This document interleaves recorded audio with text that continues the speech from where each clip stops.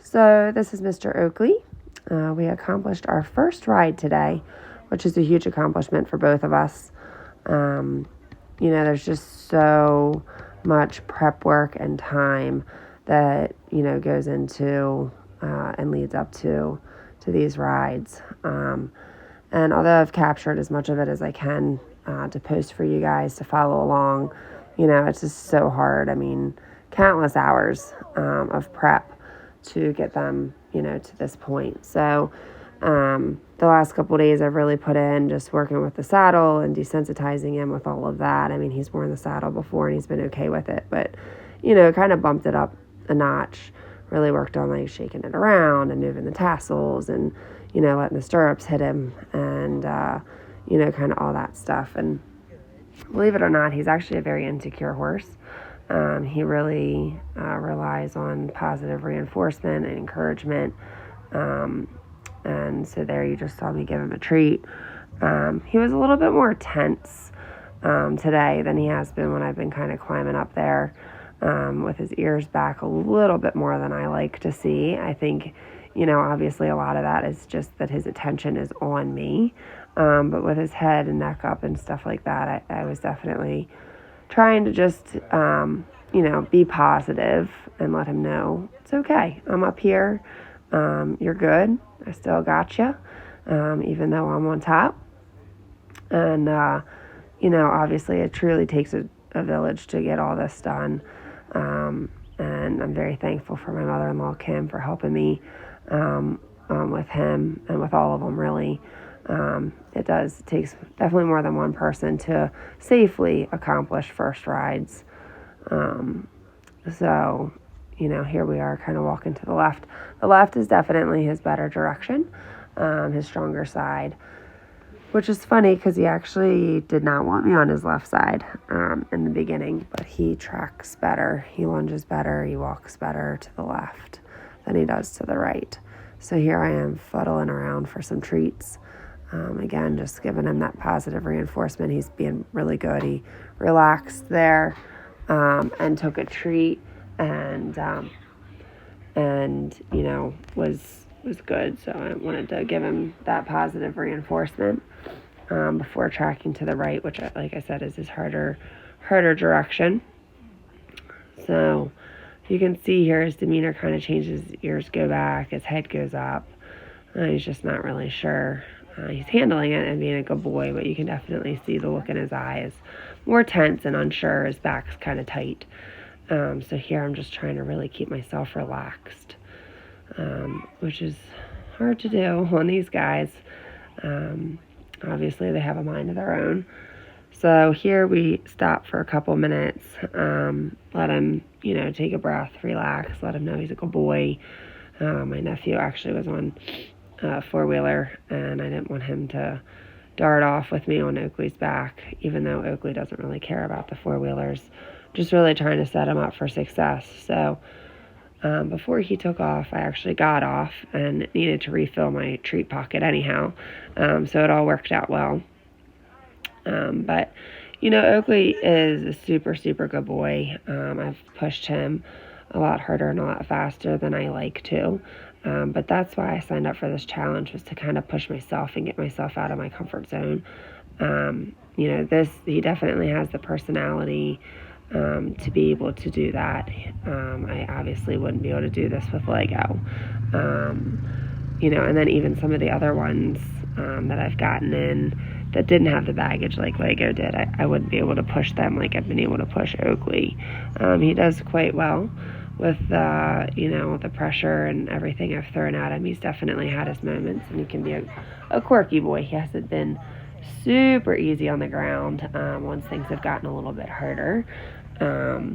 He definitely needs a leader because he can definitely take advantage.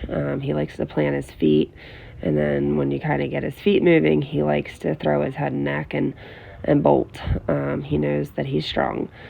So, we worked through those challenges on the ground. The Amish guy that I use, Mark, he was able to help me with a good bit of that, which was wonderful because I just honestly wasn't strong enough to hold him. And My farm is full of hills, so skiing up or down a hill is not much fun. Mark has a great setup for these guys, and was able to help me through some of that stuff. And that stuff needed to be, accomplished before we moved on to this step. So although I'm a bit behind, I'm definitely glad that we worked through a good bit of that to hopefully make, these rides better. So here, going right again. As you can see, it was a little bit more relaxed with me getting on him this time. Even though his head was up, his ears were more relaxed. He walked off nicely, tracked to the right. We're going back to the left. You'll see my mother-in-law is actually kind of walking backwards most of the time. And it's just because of his, head ripping, bolting, whatever you want to call it, episodes that he does have.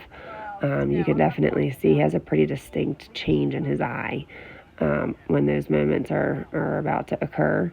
So that's why she's mostly walking backwards, just to kind of keep a look on his eye and make sure he was still looking okay. So here, just reassuring him, reminding him he's a good boy, keeping him going. He gets a little stuck here. Just reminding him to keep going, that he's being good. And then we'll change direction and go to the right again. Just trying to get him to relax and know that it's okay. I'm up here, moving around a little bit. And he's a very balanced horse, which is really nice, because some of these guys, you get on them and they just absolutely crab crawl. And they don't go forward at all. He's very balanced. He's just pretty insecure in himself. So just working through all that. And this is like way out of my comfort zone. I had a episode with a chestnut Mustang a couple years ago, and she did me dirty about 3 times and really tossed me pretty hard those 3 times. And now that I have my kids, my outlook has definitely changed. And this first honestly dozen rides I don't like. I've done Woodrow from start to finish. Started Gigi, I started McRae, and then had that episode with the chestnut mare, and I just decided it wasn't for me anymore. So I will toot my horn and say that I'm proud of myself for doing this. I know that we're definitely not out of the woods. We have probably about 10 more rides to do before I'll actually be comfortable. But I'm proud of him, proud of me. That's why I'm doing this challenge, to get myself out of my comfort zone. And if I need help, or I feel like, he needs to be pushed, or I need to be pushed a little more, then I'll reach out and get the help. But for now, I'm very proud of him. He really relaxed there towards the end, the last couple steps. So we called it quits with that, gave him a treat, let him know he's a good boy. And then I wanted to work on just kind of patting and rubbing him behind the saddle. I just didn't think that was a great idea to do with me on his back after having such a positive first ride. So I kind of stood back up and just rubbed him, patted him, let him know he's good. So you can see, oh goodness, what's she doing now? Just letting him know he's okay, gently rubbing him and patting him back there. So again, I'm super happy with him and how far he's come in such a short time. So he's a super cool horse. I'm very blessed to be the one working with him for this challenge, and excited about his future. So, very proud of him, proud of myself. So thanks, Oakley, for pushing me out of my comfort zone and being a good boy. Let's have all of our next rides be as successful as today was. So thanks for watching.